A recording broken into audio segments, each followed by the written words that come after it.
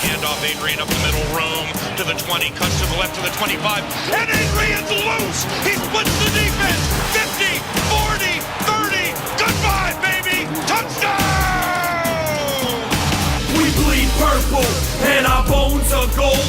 Hear the horns coming out of our dome, behold. We are Minnesota Vikings fans. We love when a player's Hello there, Vikings sports fans. You are listening to the Purple People podcast. My name is Kyle West, and I am accompanied by the man who comes from the land of ice and snow. It is Adam, true, there's a lot of that out here. There's a lot of that where I'm from, too. But Adam Carlson is out there. What's up, Adam? Not too much. Just looking to record episode 80 of the Purple People podcast. 80! Wow. 80. We have titled this episode, or when I say we, I guess I should say I've titled this episode Philly Madison. Just because I love that movie. I do too. Miss Veronica Vaughn, I tell you. That's back when Adam Sandler made movies that made me laugh. Oh, it's been a while. Now he makes movies that makes me cry. Because they're generally not fun. That's not good. Let's go right into the quick hits because we got some cool stuff coming up here in a little bit. Mm-hmm. First of all, the news that everyone is waiting for, Ponder was cleared, but the Vikings decided to roll with Matt Cassel anyway, so it appears that the Christian Ponder days are over. Although I feel like we've said that in the past, but I believe it's true this time. This time I actually believe it, I do. The Vikings have signed running back Bradley Randall back to the practice squad. Woo! Glad to have him back. I'm a big fan of his. Welcome back to the team, Bradley. Well, not really sad, but what's awesome is that I know he actually might be listening, so big thumbs up to him. Yeah. Harrison Smith was taken off the short-term IR and played against the Eagles. It was nice to see him back, even in a game that a lot of people called meaningless. Mm-hmm. And they initially said he was going to be on some kind of a snap count, and then it turns out he played something like 80% of the Right. snaps when he was out there. So, yeah, good to have him back.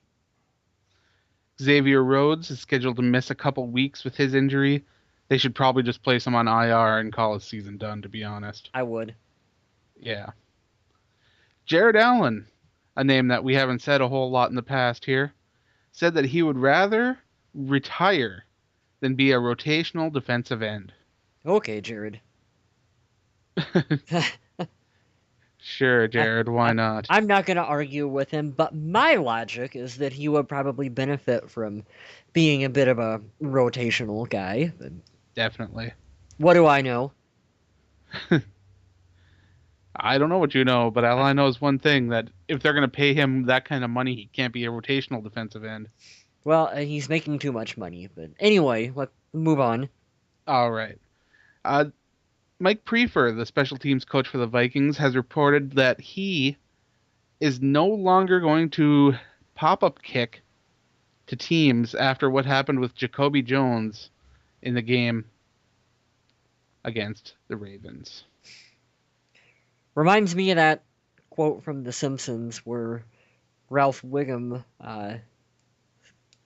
says something to the effect of, "I'm learning," only he spells the way he pronounces learning is completely wrong.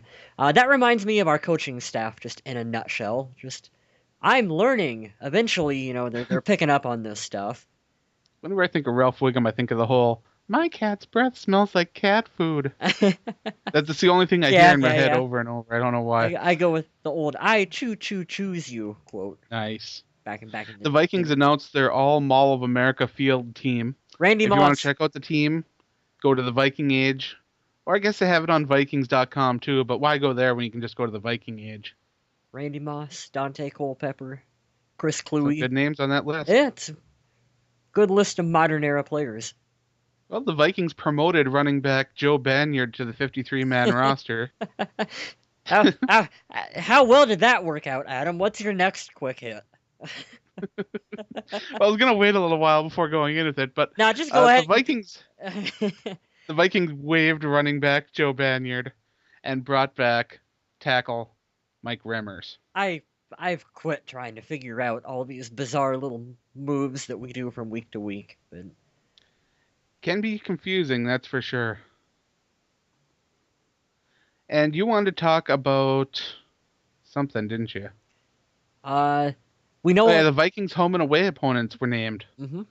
Because we now know the Vikings' opponents because we know who the last place teams are in the divisions that we'll face. So we know the Vikings will play the following teams at home: the New England Patriots, the New York Jets, the Atlanta Falcons, the Carolina Panthers, the Washington Redskins, and their 3 NFC North opponents, the Packers, Lions, and Bears. Hmm. And in the away road games, Chicago, Green Bay, Detroit, New Orleans, Tampa, Buffalo, Miami, and St. Louis. Yep, looks like a pretty rough schedule ahead for the Vikings. So You're going to say rough because I'm going to say, assuming we're competent, which is like the big factor in this, there's some winnable games in there. There's tough. It's a tough but winnable schedule, assuming that we have a competent coaching staff and quarterback. well, this will be the Vikings' first year at the Gopher Hole, too. Oh, that's right. We're coming into our 2 seasons of TCF outdoor stadium fun. I've decided I'm not going to call it TCF Bank Stadium anymore because that's not fun. I'm sticking with the Gopher Hole. I'm going to keep calling it the Gopher Hole because I think it's awesome. I like that. That's a good name. I will never be able to remember it, but I like that.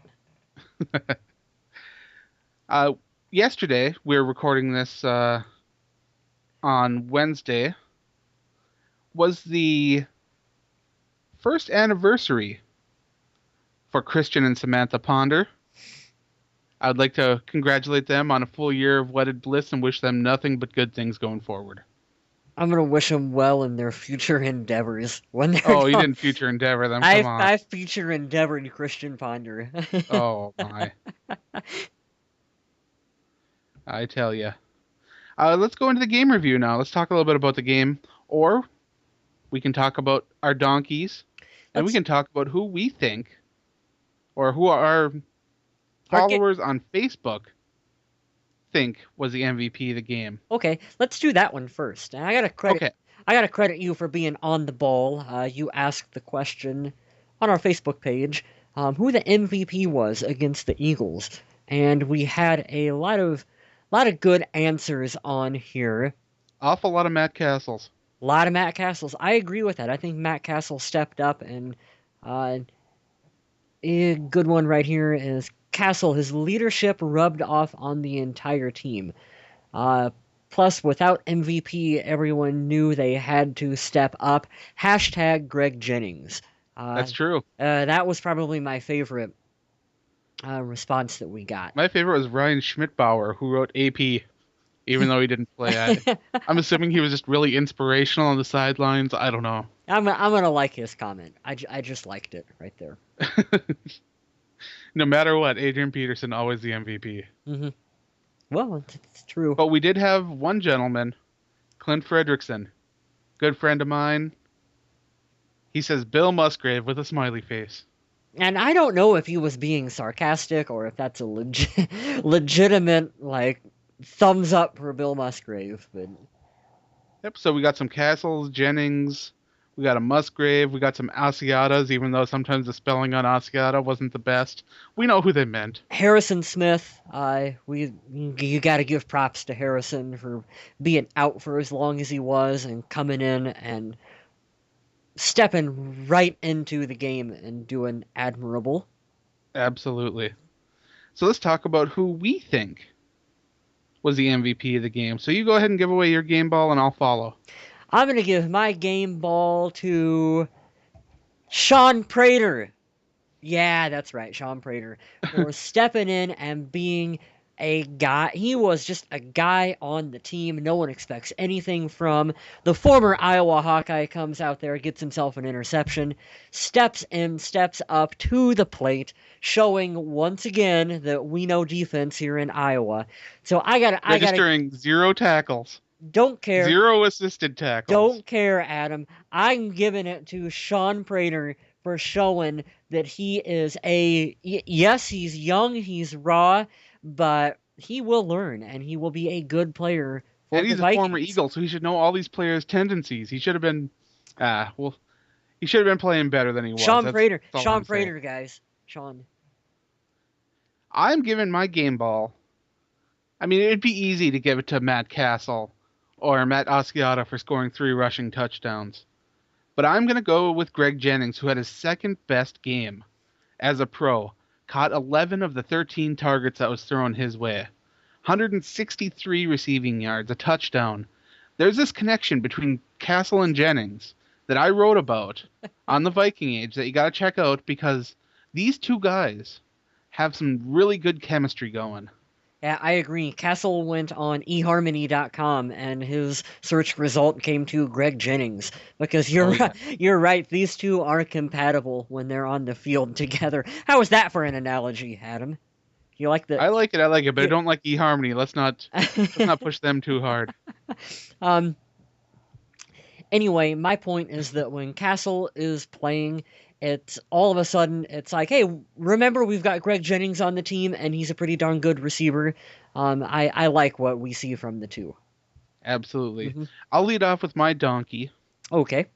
And my donkey's Kevin Williams. Really? He didn't get much pressure in the game. He ended up with 1 assisted tackle in the whole game. I was disappointed with his performance, even though the guys on the outside were getting pressure. I expected more from him this game. Understandable. For my donkey, I went with Matt Asiata. Even though I understand the situation, him playing with a heavy heart because of the loss of his father and whatnot, he scores 3 touchdowns, but 31 rushing attempts, 51 yards with an average of 1.7 yards per carry. 10 yards was his longest run. You take away the 3 touchdowns, and I understand that. You take away 3 touchdowns? I understand that that's a pretty big thing to have, but 1.7 yards average, that is not getting it done. That is on the verge of being worthless. Bradley Randall could have done better than 1.7. But Bradley Randall and Matt Asiata are 2 very different running backs. Yeah, precisely. And if Matt Asiata is on this team next year, I will eat my stocking hat that I am wearing. Well, when you got a guy that, when you got a running back in Matt Asiata who comes in place of Adrian Peterson and Toby Gerhart, scores 3 rushing touchdowns, helps take this Vikings team over a hurdle and beat a division-leading team. He's not going anywhere anytime soon, so I hope that you're ready to accept that Matt Asiata will probably be a part of this team for a while. 1.7 yards per carry. I just don't see that as getting it done. Yes, in the red zone, which is where it counts the most, and you got to give him all the credit in the world for scoring the 3 touchdowns. That's awesome, but I just don't. I just don't feel it. Well, let's talk about Matt Cassel for a minute, because we're going to get into our game review, and we always start off with quarterbacks. Matt Cassel completed almost 75% of his passes. He was the first Vikings quarterback this year to register a 300-yard passing game, which is kind of sick when you think about it. Yeah. Although he only threw 2 touchdowns, he had 1 interception, quarterback rating of 116.6. Matt Cassel had a solid game. I believe that was close. If it wasn't, it was close to one of his best performances, I believe, that he's had. Right? I'll be honest, I don't know. Yeah, and I thought I read that on Twitter, but I'm not sure. He definitely looks like the most competent quarterback that we have on this team. The reports that I am reading now, which you can put as much weight into them as you want to, but that Ponder gone, Freeman gone, Cassel will be back with a high rookie draft choice coming into 2014, battling it out as being for the starting quarterback position in 2014 That would definitely make for the sense to me, and I Minnesota bet you that's Vikings. only if Cassel decides to return. Which I think, even though they've unnecessarily put him through a lot of shit, including having him be the number 3 quarterback, the number 2 quarterback, the number 1 quarterback. I mean, the guy's been all over the place. Well, he's been dancing all over the place for the Vikings. But I believe that Spielman can maybe talk to him, explain to him the situation, and I hope that Cassel will come back and compete and maybe be our starter for next season, and we'll see what happens, right? We will. Mm-hmm. Because we've also been hearing some rumors of a Vikings coaching change coming. But we'll see about that when we get to that. Because right now, honestly, I think that it would probably be a bit of a mistake. But hey, like I said, that's something that we can tackle a bit more this offseason. Yeah, we have a whole offseason, guys, to talk about Leslie Frazier and his potential future with the team and all the other stuff. So that we'll get to that stuff. Oh, yeah. Mm-hmm. And we touched on the running game. Matt Asiata got a bulk of the carries. Cassel scrambled 3 times, and Cordarrelle Patterson added 2 rushes for 15 yards. Cassel added a touchdown on his 3 scrambles, totaling 19 yards. Cassel really did get it done when he needed to, and it was nice to see. I don't think anybody expected this Vikings team to attack the Eagles vertically and be successful. If you were to tell me that in a game without Adrian Peterson, without even Toby Gerhart, that the Minnesota Vikings were going to be able to put up 48 points offensively and beat the Philadelphia Eagles, I would say that you were crazy. Well, let's talk about this for a second, because we'll get back to the running backs in a minute. Okay. But the Vikings, they scored 48 points, and they only gave up, what was it, 30-something? Yeah, Eagles put up 30. Okay. And the Vikings were without Adrian Peterson, Mm-hmm. Toby Gerhart, Mm-hmm. Kyle Rudolph, Mm-hmm. John Carlson, Mm-hmm. Brandon Fusco, Mm-hmm. Chris Cook. Mm-hmm. Xavier Rhodes, Mm-hmm. Josh Robinson. Mm-hmm. Who else? That's a lot of starters. Yeah. That is a lot of starters to be without. And to come out and have this kind of a game against a team that is this well-to-do. I mean, Philadelphia holds the future of its division in its own hands. Mm-hmm. And the Vikings are fighting not to be cellar dwellers in the NFL. And you know what I say? I say you have to give credit to Leslie Frazier for having a team that should have probably just said, we're giving up. Yep. We're giving up at this point. They're still fighting. Absolutely. They are still fighting, guys. So if you read my article over at Viking Age, I know I'm pushing it kind of hard this week, but I'm trying. Yeah. I wrote a great article about Greg Jennings giving a lot of credit to this team sticking together and playing hard. Gave a lot of that credit to Leslie Frazier. And I think he is an excellent motivational coach. I just think that they needed to get things together and execute better in this game. They did. Yeah. All right. So we talked about the rushing game. We talked a little bit about the receivers. We talked about Greg Jennings. We went down his stat line. Well, let's talk about 2 of my favorite young players on the team for a minute. Jarius Wright and Cordarrelle Patterson. Okay. Both of these guys, they have bright futures with this team for sure. Let's see. Wright had 94 yards receiving. Looks like Patterson had 35 and a touchdown. Both of them are just fun to watch, fun to see them develop. I can't wait until we get more stability at the quarterback position so that we can see someone come in and actually be able to utilize not only Greg Jennings, but guys like Jarius Wright and Cordarrelle Patterson and see them to their fullest extent. And it's going to be a lot of fun. Young talent on this team. And it's not only at wide receiver. We've got guys like Chase Ford, Rhett Ellison. these backup tight ends that are just doing an unbelievable job. Chase Ford came in 2 catches on 2 targets, 55 yards. He had a big catch later on in the game. Chase Ford is a guy that the Vikings cut, signed, and he is a really valuable tight end. A lot of people were asking after the game where Chase Ford even came from, because he's not a name. You got Kyle Rudolph and John Carlson above you in the depth chart.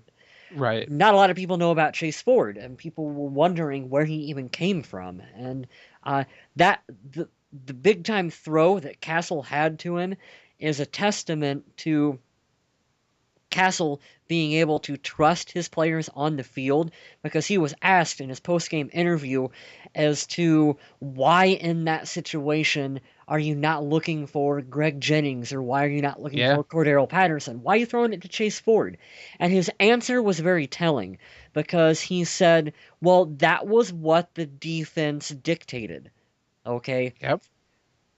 Christian Ponder would have probably tried to He probably would have locked onto a receiver. Yes, he would have tried to fit the ball into Patterson or Jennings, and something bad would have happened.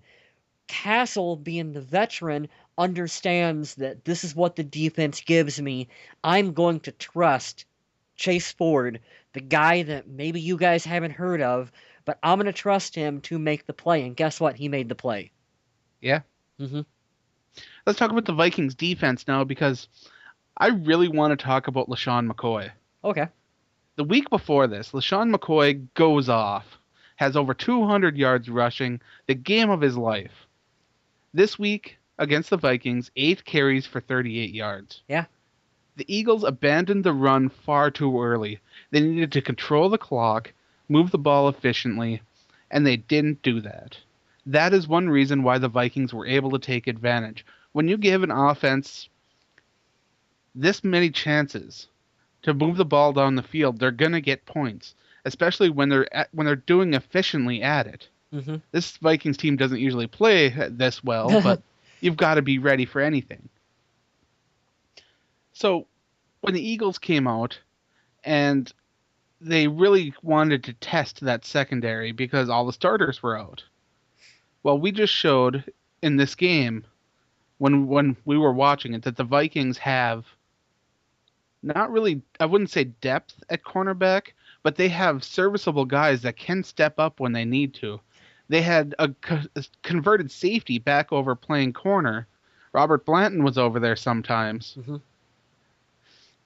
I mean, these were guys that usually don't even suit up on game day. Look, we have guys on this team, guys like Sean Prater, who are young guys that you don't necessarily want at the moment to be in your starting lineup, but they're talented and they're young, and I think that you can see that they have a future in the NFL, and hopefully for the Vikings. So it's just a matter of finding the right pieces and getting them in place and getting rid of guys like Chris Cook, who it's for the best that he's not even playing at this point, in my opinion. He's struggled real bad this season. His attitude's been not so good. Yeah. When he's on the field performing, he's been getting burnt a lot. Yeah, it's like, let's get him out, let's get other guys in, and let's see what happens with this team, and let's build and get a good head of steam coming into 2014. One guy the Vikings couldn't defend, though, was Deshaun Jackson. His combination of speed and hands just made it so hard. 10 catches on the day, almost 200 yards, ended up with 195, had a 51-yard touchdown. Deshaun Jackson is a number 1 wide receiver. To be fair, can anyone defend Deshaun Jackson? It's a tough order to do, that's for sure. It's definitely tough. They had a couple other guys have over 50 yards receiving. LaShawn McCoy is always a threat to be back there. Zach Ertz, the young tight end, he's another guy that you got to watch out for. Jason Avant scored a touchdown. Mm-hmm. But overall, the defense was playing to keep the lead they had. And when you give the Vikings a lead, normally they, in the past, not this season, not last season, Uh-huh. but we've gotten accustomed to the Vikings being able to sit on a lead, and it hasn't been that way for the last couple years. This game, they actually did that because there weren't a whole lot of times in this game when you felt the game slipping away. And that is a wonderful thing. I'm just speculating, but I almost wonder if over these past couple of weeks, if Leslie Frazier is interjecting with the way the defense is being ran and taken more a part of it, because we're seeing a better overall performance, and to me it feels like more of a Leslie Frazier style defense. Frazier has been saying that he has been taking a bit of the responsibility off of Alan Williams. Uh-huh. So I would say, of course, that you're definitely right. Yeah. That this is more than just Alan Williams game planning and getting things done. And it seems like Coach Frazier has definitely lost a lot of his confidence in Alan Williams, and he may not be back. Alan Williams will not be back. I could make a case for Leslie Frazier. I don't know how many Vikings fans would want to hear that. No, trust me, I have the opinion that I would like Leslie Frazier to stay in it. It's definitely a minority thing. Yeah, and it's funny how me and you both kind of agree with that, but I do think so too, Adam. All right, so we talked about the defense. We had a decent kicking day too. Blair Walsh missed the one kick, but here's my thing on special. Knock over my microphone here. Here's my thing on special teams. How awesome is it that they don't even want to? Other teams don't even want to kick to Cordarrelle Patterson. It's like they don't even want to entertain the idea of kicking it. No, we're not going to do it. We are not. Well, they were still giving up field position at around the 30, 35, 40 because they were having these kicks that they wouldn't kick to Patterson. Yeah. Now, if they're going to be giving away that kind of yardage anyway, why not kick it to him? Yeah. You want to know what Frazier called it? He called it the Cordarrelle Patterson effect. That's what he said in his post-game press conference. Yeah, they were automatically giving the Vikings a short field to work with. Which, I don't care if we're half incompetent or not. You give any NFL team that kind of field position, and it's going to result in more touchdowns, more field goals put on the board.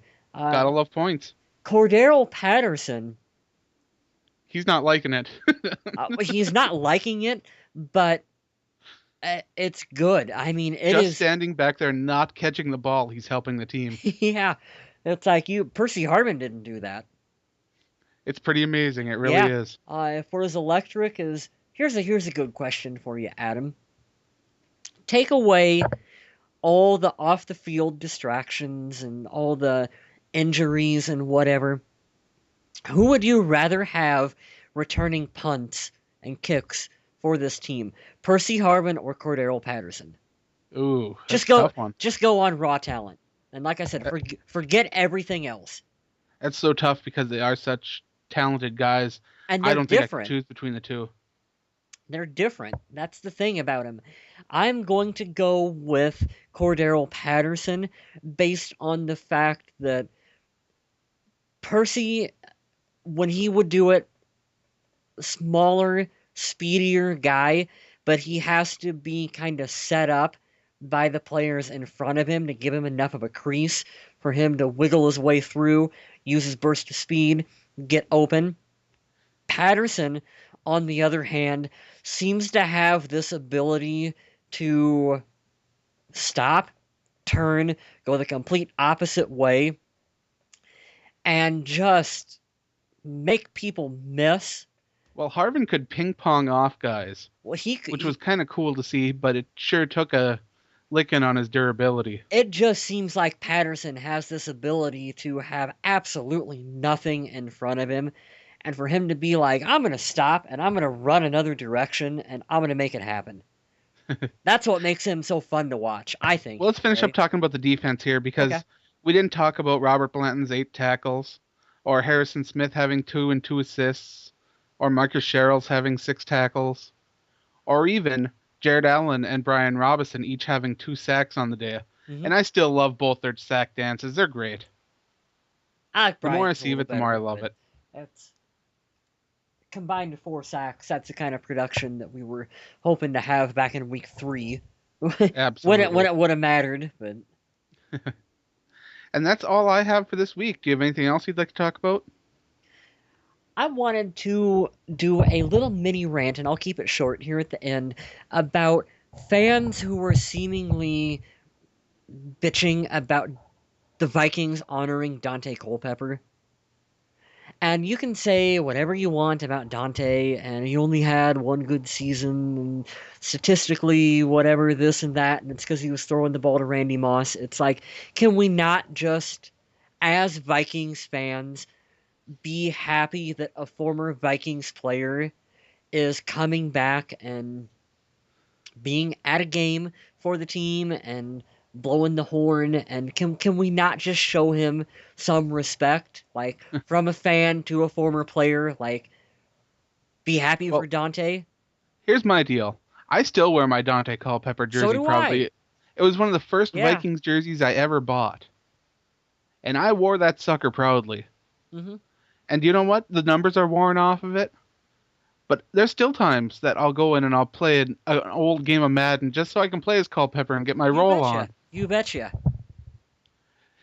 And sure, he may not have had a huge legacy like some of the other quarterbacks in the past did, but he still is enough of a figure in Vikings history that he should be respected, and people should really respect the things that he did for this organization and the things he still does. Yeah, like he's our guy. He's our quarterback, for better or worse. Yeah, he's one of our guys. If you Dante- want to pick on somebody, pick on one of their guys. Yeah, like Dante Culpepper, he's one of us. He's a purple Minnesota Viking, and show him some respect. You don't have to agree with everything he said or everything he did. I know how his career ended, too, with the Vikings, guys. I lived through it the same as everyone else lived through it when he was kind of bad-mouthing the team there at the end in 2005 when he went to Miami and whatnot. But that's all in the past. And let's just remember because I know all the haters out there were loving when Culpepper was throwing those touchdown passes to Randy Moss and Chris Carter. Oh, yeah. Back in the day when that was going on. So let's show these old guys respect. Absolutely. Mm-hmm. And on that note, I'd like to thank everyone for listening. Remind you to check us out on Facebook, Purple People Podcast on there. Otherwise, we're at Purple People Pod on Twitter. You can check out my writings on thevikingage.com, which I don't think I've said enough, so I'll say it one more time. Go to thevikingage.com, check out my writing. It's great. It is. You should do so. And thank you, everyone, for listening, and remember to stay classy, Minnesota.